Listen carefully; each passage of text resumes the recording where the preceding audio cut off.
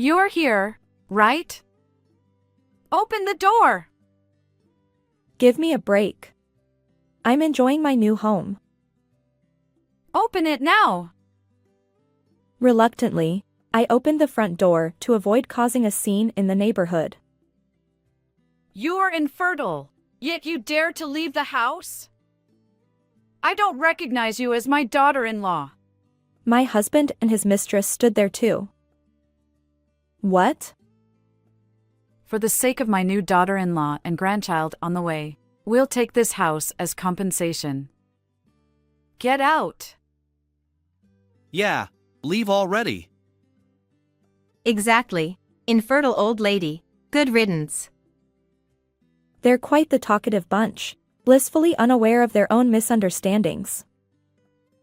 My name is Olivia. I'm a 43-year-old office worker.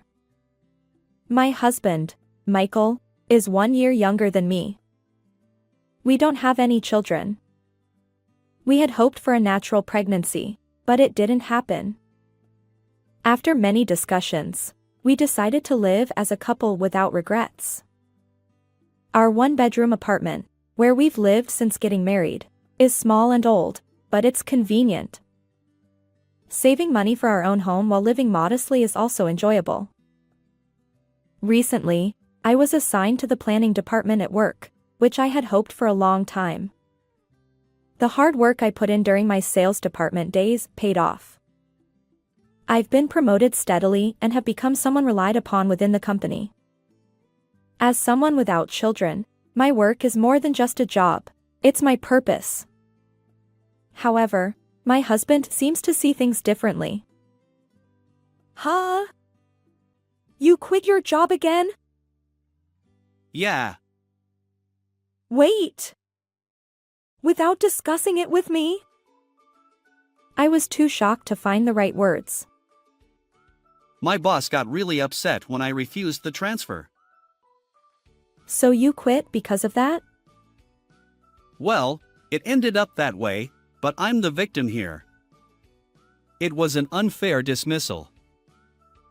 I sighed. If that's the case, you should consider suing for compensation. Nah, I don't want to make a big deal out of it. Is that so? I knew what was really going on. He hadn't been unfairly dismissed. It was just his bad habit. His jobs never last long. It's not that he's irresponsible, but he suddenly gets fed up and quits. Changing jobs every 2 or 3 years has become the norm, disrupting our finances and lifestyle. It's frustrating. As partners, I can't ask him to endure unpleasant jobs. However, we're already in our 40s. Repeated job changes only bring more disadvantages. At times like this, I'm grateful we don't have children. I'll be the support. And when something happens to me, I trust my husband will be there for me. I knew that finding a new job wouldn't be easy, and time just slipped away. The timing wasn't great, and his age and work history became issues. My husband was getting frustrated. He stayed home every day without doing any housework, sighing constantly. If he had free time, he could at least tidy up the messy room he created. I have the right to be more irritated than you, I thought. Should I voice my complaints? In moments like these, our small home feels suffocating without an escape. Let's calm down. There's no benefit to arguing. Suppressing the urge to blame, I watched over my husband. Finally, he secured a job as a contract employee at a factory. It wasn't exactly what he hoped for, but it's better than being unemployed. Let's keep pushing forward, knowing that together, we'll be okay. One day, I received a call from my mother-in-law. Hello? Is this Olivia? Yes, it's me. What's going on? I heard something about you being cold to Michael. What? I was so surprised that I made a strange noise. I had no idea what she was talking about. Isn't it cruel to treat Michael poorly when he's hurting from an unfair dismissal? Wait a minute. I have no idea what you're talking about. What do you mean? I'd like to know that too. You've been telling him to find work quickly or clean up, right? How did it come to this? It's true that I've made veiled remarks like, I hope you find a job soon, or please tidy up after yourself. But I never used a commanding tone. This is also one of my husband's bad habits. Whenever something happens, he immediately runs to his mother and exaggerates the situation. And she takes it all at face value. But when will he ever grow out of this dependence on his mother? This is too much. Michael wouldn't blame you, would he? Of course not. There's no reason for that. What are you saying? Olivia, you deserve blame. It's because of you that there are no children. Huh? Some things are more important than work, you know? Regret won't bring them back. Why is it my fault that we don't have children? It seems like my husband is quite adept at spinning convenient tales. We had discussed and decided things together, yet I feel betrayed. He probably wants to maintain his appearance, but teaming up with his mother to vilify me is like something a mischievous child would do. We're going to spend a long time together as a married couple, so we must not lose trust. With that in mind, I decided to talk to my husband that night. Please don't exaggerate stories to your mom. If you have any complaints, tell me directly. For the sake of our future, let's communicate openly, okay? My husband, clearly annoyed, began fiddling with his smartphone in the middle of our conversation. Hey, listen properly. You're being annoying. I'm getting work-related notifications. With that, he stood up and left the room, never returning to continue our discussion. Instead, he headed straight for the bedroom. Was he in a bad mood or just tired from his factory job? Either way, there was no helping it. We'd have to address this issue another time. But the next day, my husband continued to refuse discussion, claiming he was tired and sleepy. The day after that, he returned home late after a company welcome party, nursing a hangover and spending the entire holiday sleeping. Subsequent days were filled with overtime and social obligations, and it was clear he was avoiding the topic. He seemed to want to brush it off, but avoiding the problem wouldn't solve anything. I disliked being unfairly blamed by my mother-in-law without any basis. So, I rubbed my tired eyes and waited for my husband's return. We couldn't keep postponing this issue. It was too important. As the clock approached midnight, I greeted my husband, who returned home humming cheerfully. Welcome back. Whoa! You scared me. What's wrong? Of course I'm surprised. Were you awake? I was waiting for you. Huh? He gave me an annoyed look. Why are you avoiding me? You're so persistent.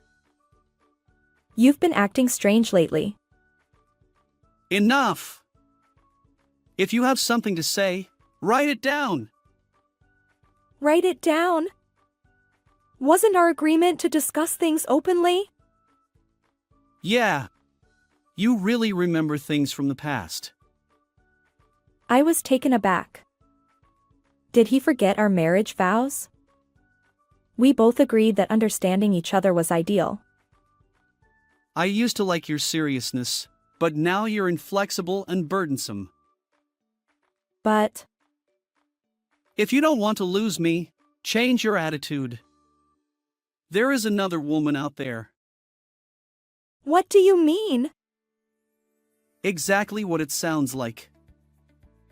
Could it be an affair? I have a feeling about my husband's recent behavior.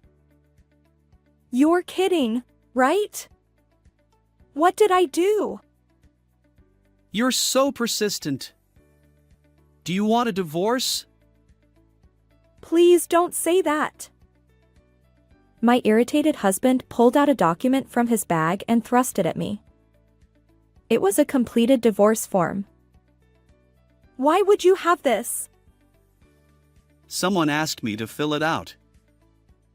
Who? You should know without me saying. I have no idea. A woman told me to submit it.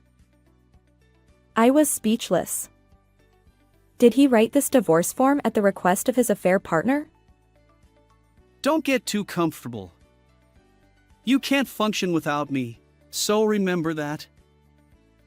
Trembling, I held the divorce form. I could hear my heartbeat. What time do you think it is?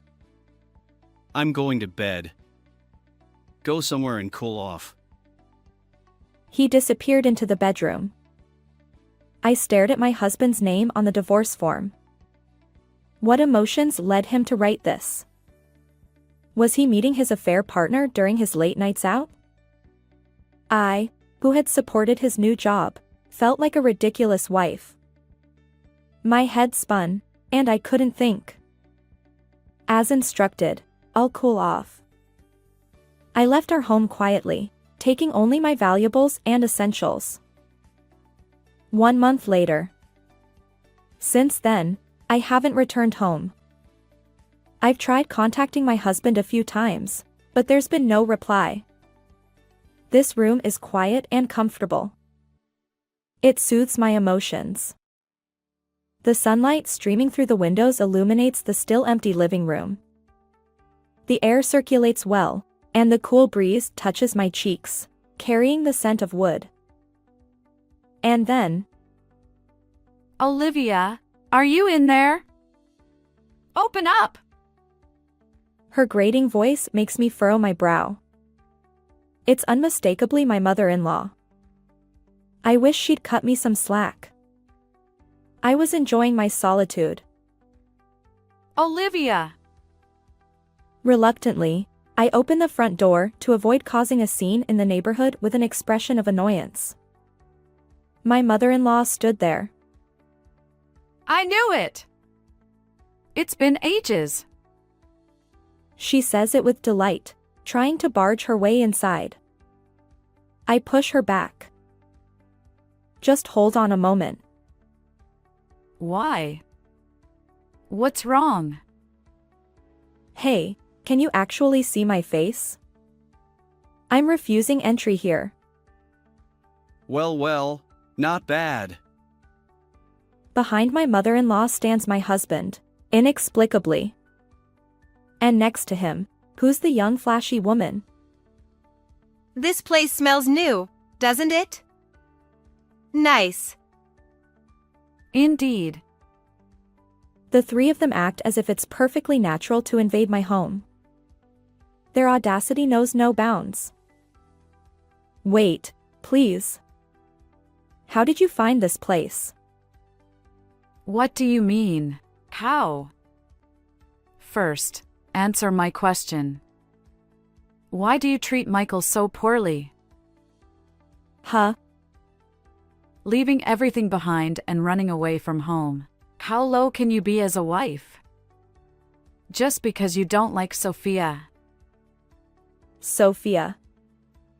Ah. She must be referring to the young flashy woman standing there. I see. She's officially approved by my mother-in-law. Wait a minute, did I actually run away from home? I remember my husband telling me to go somewhere, as if he was kicking me out. And there's my husband, cozying up to the woman, provocatively glancing in my direction.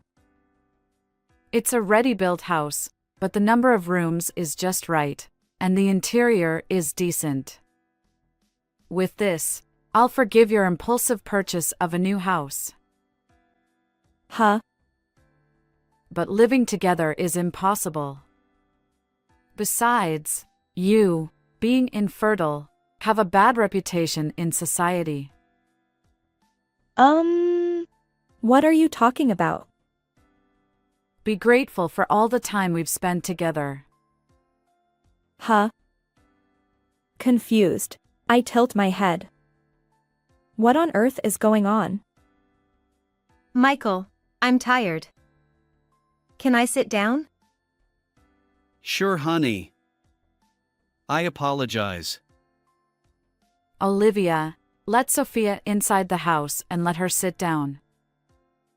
I refuse. Ha! Sophia is pregnant with Michael's child. Wait, what? Pregnant? This news catches me off guard. Surprisingly, my emotions remain relatively steady. Perhaps the shock of consecutive events has numbed me, or maybe I've become desensitized to everything. We should respect pregnant women, you know? But you, being infertile, wouldn't understand. Is that so? You still don't understand? I recognize Sophia as Michael's wife, not you. As compensation, we'll take this house. Now leave. Yeah, just go already. Exactly. Good luck, infertile lady. What are they saying? How could they be so oblivious to their own misunderstanding? I can't just hand over this house as compensation.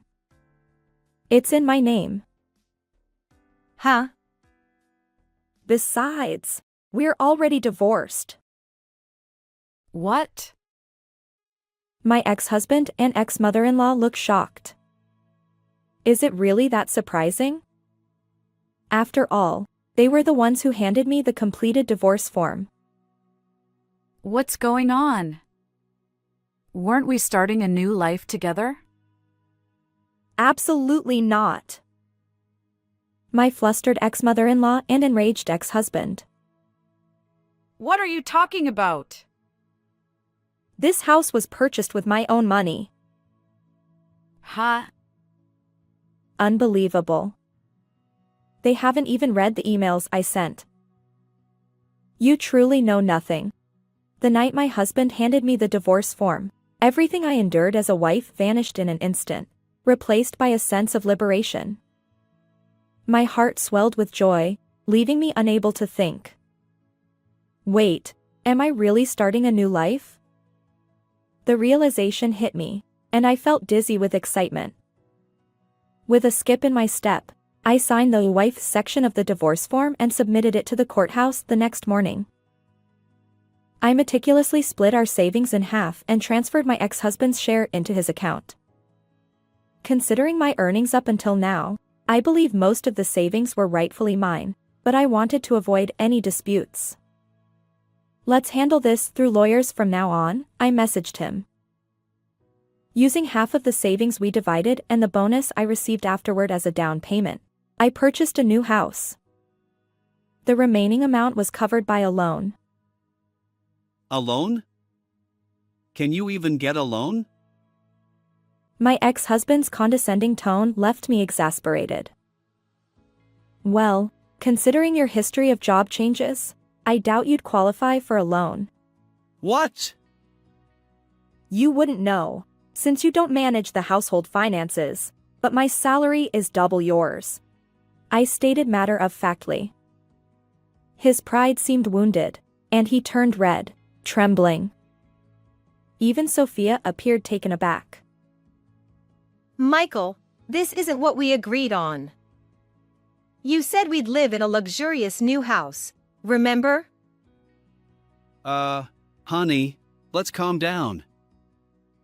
Poor Michael, or should I say my ex-husband, seemed utterly flustered. But truth be told, I'd been the one supporting our household all along. The idea of living with my ex-husband's new wife and ex-mother-in-law was beyond absurd. Olivia! My ex-mother-in-law seethed with anger. This is unacceptable! It's fraud! Who was the one who filled out the divorce form first? And who made him do it? It was the woman who will support you in the future, the one standing there, right? It's wonderful that you'll have a grandchild. No! I'll take the house too! Her flaring nostrils betrayed her arrogance. That's simply not possible. A house this large would be wasted on you alone. Well, I plan to live with my parents eventually. Ha! What are you talking about? Even though you're my daughter-in-law? Actually, I'm no longer your daughter-in-law. We're unrelated, I added, thinking that perhaps another delightful encounter awaited me. But of course, I kept that thought to myself. What should I do? I was fully intending to live in this house. Her shoulders slumped. What happened to the apartment where you used to live? I sold that old property. You sold it. I happened to see you moving appliances into this new house, and I immediately contacted Michael. He invited me to live here together. So that's what happened. I guess what's left is the cramped, old, one-bedroom apartment where I used to live. I won't sympathize, though. I thought I would have a secure retirement with a young and obedient daughter-in-law who is not a tough career woman like you, a grandchild and a new house. I wish she wouldn't speak ill of me while feeling down. Who has a tough personality? It's probably because my ex-husband was unreliable, so I had to be strong. Disappointing. I'll tell Dad everything when I get back. Sophia seems to have taken a defiant stance. Ha! Wait, that's... If Dad gets angry, it'll be trouble. You better take responsibility. Sophia, please, just not that. Now, why did my ex-husband get a young woman pregnant? Well, she was an office worker at the company, and after a drinking party, he went to her room on a whim. And wouldn't you know it, she got pregnant on the first try. He thought she was just an ordinary employee, but it turns out she's the daughter of the factory manager. Despite her flashy appearance, she is a lady raised in a girls' school, and she has had no experience with men. And get this, my ex-husband was her first partner, and of course, she had no idea he was married. Using the typical excuse for infidelity. I've fallen out of love with my wife. We're getting divorced soon. She believed those words and even prepared divorce papers for him. Quite the clever and obedient bride-to-be, it seems. Best wishes to them. Well then, that's that. Feel free to do as you please. Wait. He clings to the door, desperate to keep it from closing. Olivia. Don't you have any maternal instincts? What do you think this new life means? Olivia, if alimony is out of the question, I'll take this house as a congratulatory gift for the baby. To my desperate ex-husband and ex-mother-in-law, I respond with a beaming smile. Congratulations! Goodbye. I shut the door without mercy and lock it. I'll leave the rest to the lawyer. Or so I thought, but it wasn't going to be that easy. These audacious people demanding a house in someone else's name won't back down so easily. My ex-husband's emails filled with resentment can be ignored by replying with, "Please go through the lawyer." However, the real issue lies with my ex-mother-in-law. She leaves lengthy voicemails, and it's truly exhausting. Olivia, because of you, I've become a homeless old woman. Could you at least arrange for a different apartment? This home is cramped and suffocating. When I asked Sophia to do household chores, she retorted, "Why don't you do it? What am I supposed to do now?" As much as I'd like to delete this voicemail immediately, perhaps it could come in handy. Her demands might escalate. After all, she's quite audacious. One day, an unwelcome guest arrived at my house. The intercom rang without any prior notice, so I suspected it might be my ex-husband or ex-mother-in-law and prepared to call the police. Clutching my smartphone, I answered the door, only to find a sharp-eyed, intimidating man standing there. I was on guard. I felt like I'd seen this person somewhere before, but there was no way I knew someone as rugged as him. Could he be a scam artist posing as a door-to-door salesman? "May I ask who you are?" I'm Factory Manager Brown. Suddenly, it clicked. Wasn't he Sophia's father, the factory manager? Come to think of it, that woman had threatened to tell Dad. My ex-husband and Sophia peeked out from behind the factory manager, grinning mischievously. They'd brought some formidable backup. Dad, give her a piece of your mind. Mr. Brown, teach her a lesson. The factory manager pursed his lips, furrowing his brow. He seemed quite angry. What if they demanded compensation or asked for childbirth expenses? How would I handle it? The moment I decided to call the police and glanced at my smartphone. But then, the unexpected happened. Factory Manager Brown apologized with a sincere look. Please accept my sincere apologies. After saying that, he grabbed my ex-husband and Sophia's arms and dragged them in front of me. Apologize. Apologize properly. Ouch! My arm is going to come off. Dad? Why? This isn't what we discussed. I stared in shock. What on earth was happening? Mr. Brown clarified. Don't misunderstand. I brought you all here to apologize to this lady. Huh? I truly apologize. My daughter stole your husband and even demanded your house, didn't she? Yes, that's right. My ex-husband and Sophia started panicking. Sophia blurted out. Dad, did you know about this? I knew. Isn't everything you said to me, like I was deceived or my home was taken away, just a lie? Where did you find out about that? Your mom told me everything. Mr. Brown clenched his teeth, anger evident. According to him, he was tempted by my ex-mother-in-law. From now on, we're relatives, so let's get along in various ways. She tried to seduce him, claiming that since his daughter had taken her son, they should work things out similarly. If he bought her a condo, she'd be satisfied, and he could visit whenever he pleased. Naturally, Mr. Brown politely declined. I'm left speechless and incredulous. How could someone like her be a mother-in-law? All she does is spin convenient tales. I'm disappointed in you and your mom. But First of all, I've been faithful to my wife. Don't mess with me. Dad, stop. You're scaring me. You too. Huh?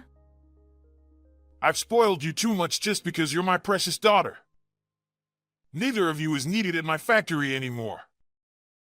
We have a strict workplace there. Go work there and start over. what? Then Mr. Brown looked back at me. Will this be enough for you to forgive us? Yes. But why? Why go to such lengths? Please, Let's continue to have a good relationship. I stared at him, utterly bewildered, as he apologized with a serious look once again. And then it hit me. He was someone I'd worked with long ago during my days in the sales department, a manager from one of our business partners. Apologies for not recognizing you earlier. I apologized in return. We've undergone mergers and established new factories. It's only natural that you wouldn't recognize me. I see. The idea of your ex-husband working at my factory was hard to believe at first. He averted his gaze, looking troubled. Is my ex-husband causing any trouble? His work ethic is poor. He doesn't learn his tasks, takes unauthorized leave. Quite the contrast from his capable wife. I could vividly picture my ex-husband's lackadaisical behavior, and it didn't surprise me. As someone no longer his wife, I could only offer a wry smile without defending or apologizing. We intend to raise my daughter from scratch. I will never let her come here again. My ex-husband shrank, and Sophia looked displeased. You were always good at training newcomers. Indeed, I'm quite strict with them. I'll be cheering from afar. Even with Mr. Brown's influence, it seemed challenging to reform my ex-husband. Ultimately, he'd need to change his ways through personal effort, for the sake of their innocent unborn child. I have only one regret. It's about correcting the misconception that infertility was my fault. We once went to the hospital together to investigate the cause of infertility. There was no issue with me, but my husband was diagnosed with sperm immotility. While natural pregnancy isn't impossible, it's challenging. The fact that Sophia became pregnant after that one-time mistake with my ex-husband, whether it was a miracle, exceptional compatibility, or different genetic material, doesn't matter to me anymore. During a work-related exchange, Mr. Brown provided me with an update. As it turns out, the couple and my ex-mother-in-law ended up living in that cramped, old one-bedroom apartment for a while. As part of their future cohabitation conditions, they promised to make an effort, saving money for the baby and committing to serious work. However, Sophia couldn't tolerate that lifestyle for long. Well, it's understandable. Given that I used to manage our household finances, my ex-husband probably doesn't realize that living solely on his income is barely sustainable, if not impossible. If they continue living freely without budgeting, the savings I split during the divorce will likely run out in no time. Sophia returned to her parents' home after giving birth and hasn't come back since. Meanwhile, my ex-husband grew disillusioned with work and quit. Panicked, my ex-mother-in-law reportedly stormed into Mr. Brown's house, demanding, "Give me back my daughter-in-law, return my grandchild, and to take care of me," which apparently led to a police matter. It's all quite pathetic. Everyone is acting selfishly. But now that I'm no longer involved, I refrained from further inquiries. Factory Manager Brown, good luck dealing with them. The new home is incredibly cozy. Although I worried about loneliness and illness without a partner, I've never once thought that I miss having my ex-husband around. It's no different from when I lived alone. I used to believe that marriage meant mutual support, but my ex-husband merely leaned on me. Now that the unnecessary element has been removed from my life, there's nothing to worry about. Fast forward 7 years. Our well-settled home now houses my parents, whom I summoned from my hometown. And there's also a former colleague from my sales department, the man I always competed with for top performance. Since my transfer to the planning department, our rivalry faded, but he occasionally wanted to see me. Funny enough, I felt the same way. When he learned about my divorce, he wasted no time asking me out. Now he's become a trustworthy partner. After years of working side by side, he's someone I can speak candidly with, an ideal man, indeed. Wishing you both a lasting and harmonious relationship. How did you find this story? Don't forget to subscribe to the channel. Until next time in our next video.